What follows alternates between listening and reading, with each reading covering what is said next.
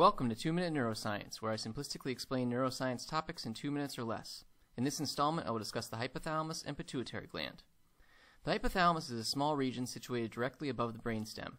It is made up of a collection of nuclei with a variety of functions, but in general, the hypothalamus is involved in controlling the two H's, homeostasis and hormones.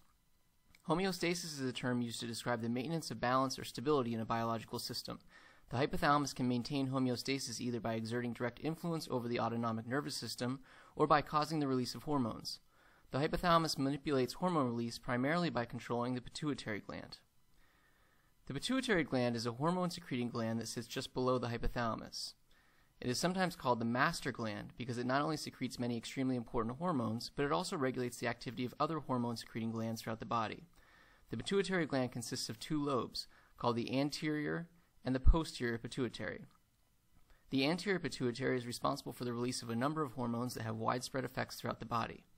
They include growth hormone, which is involved with growth, follicle-stimulating hormone, which plays a role in development and reproduction, luteinizing hormone, which is essential to testosterone production and reproduction, adrenocorticotropic hormone, which is involved with the stress and fear responses, thyroid-stimulating hormone, which is important to healthy metabolism, and prolactin, which promotes milk production in females.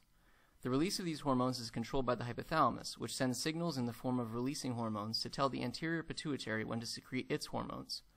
The posterior pituitary also secretes two hormones, but does not synthesize them.